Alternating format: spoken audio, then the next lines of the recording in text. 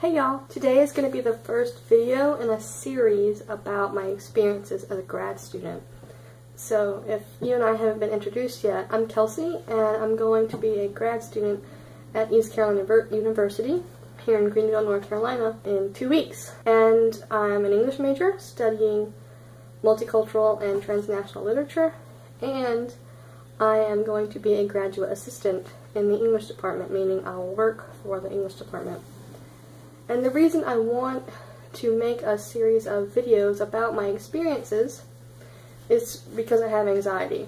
First and foremost, let's get that on the table right now. I was diagnosed with panic disorder a few years ago. For me, one huge cause of panic attacks and just nauseating nervousness is not knowing what to expect in a new situation and not knowing what's expected of me in a new situation.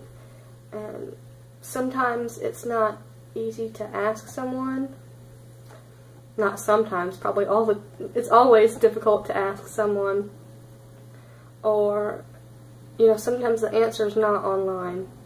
I like to look online a lot, and there are a lot of bloggers and YouTubers out there who have shared their experiences, but I find that very few of them go as in-depth as I would want. I want to the letter. I want a step-by-step guide of what's going to happen. I know that's probably immature in some people's opinions, but it's just how my anxiety works. When I don't know the next move, I seize up, just utterly terrified.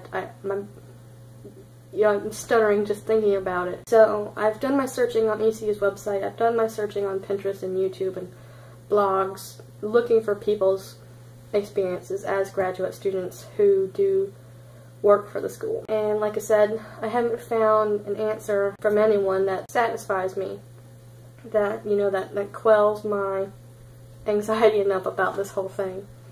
So I hope my video series will be a resource for future students who want to know, really straightforward, really in-depth answers about what it's like. Totally honest, probably not going to be glamorous. I mean, look at me.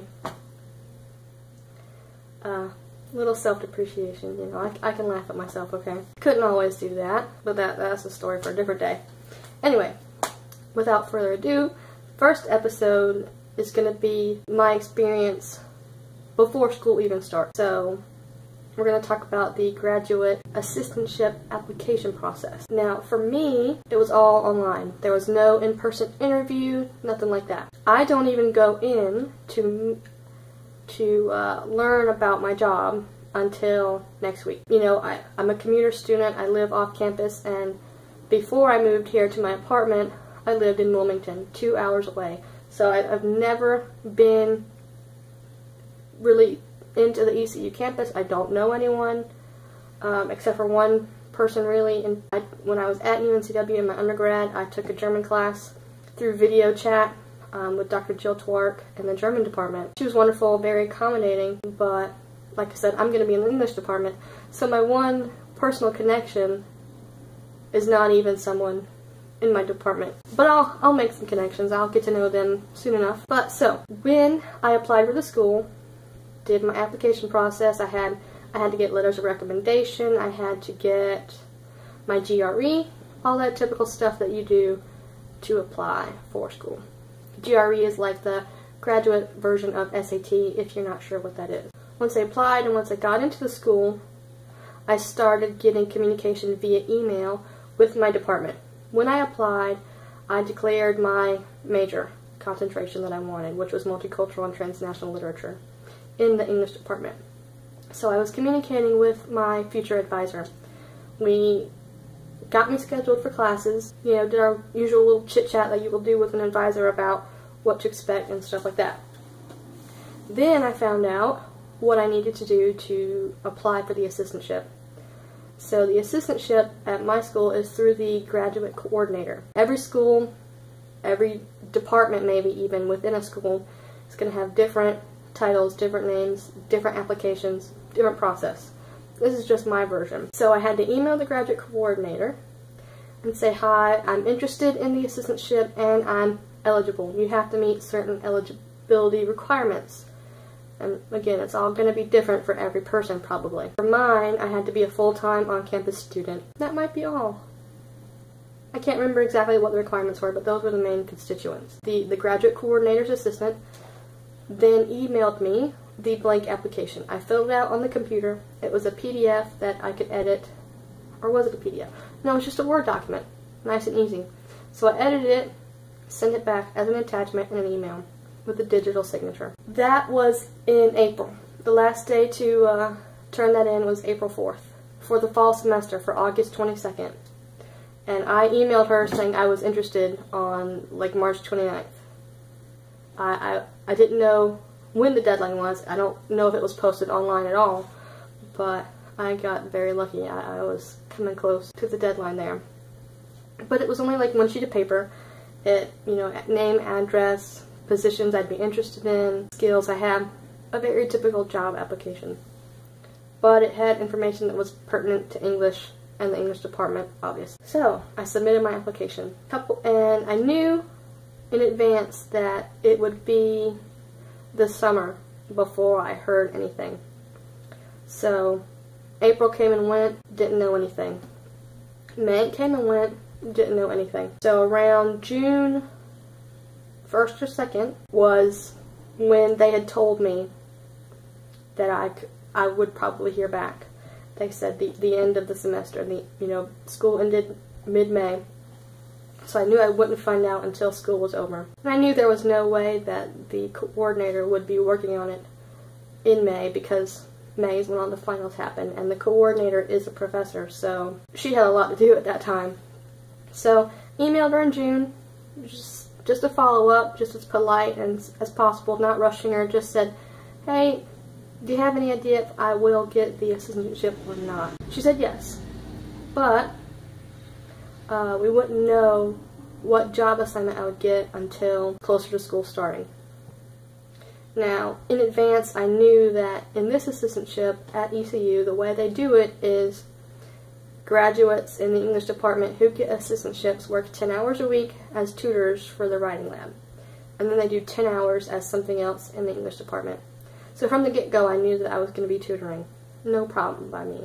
I've got several years of experience as a tutor. Fast forward to now, August 8th. I know when I get my orientation for tutoring, I know that I'll have weekly staff meetings as a part of the tutoring position, but that's all I know. And I got that update on about August 1st. So the writing center coordinator let us know the date of the orientation and the date and time of the weekly staff meetings. But I still don't know what other job I have yet. That being said, having the process completely streamlined, completely online has been very useful to me. I'm not good with phones. I'm not good in person as far as like an interview would go, but I'm great on the computer. I'm great with technology. I can communicate very effectively in an email. So I've appreciated that it's all been digital so far. But that's what it's been like. It's been a waiting game. I don't know when I'll know my job assignment.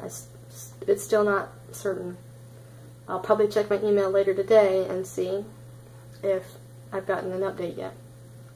But I just wanted to make that video. It kind of dragged on longer than I thought it would. But I wanted you to know what it might be like for you. It might just be a waiting game, an email, a situation where you're just emailing back and forth and then waiting patiently. And I don't want you to be afraid of that. I want you to be patient, and if a deadline is approaching, of course, send them an email, politely say, hey, just checking in. I think that is okay in this situation.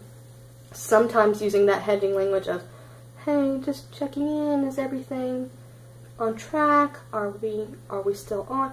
Sometimes that language, which is called hedging language, is not good. It's too indirect. Even though it feels like the more polite thing, sometimes it comes off the wrong way for whatever reason. But in this case, it's perfectly fine. You're communicating with one of the highest up people in your department, the graduate coordinator. So this is going to be a very busy person. So it's okay to really kind of be as polite as you want to be. I know that sounds weird, but sometimes very direct language is better when you're emailing professors. I wrote a post about this on my blog, which I'll try to link down below.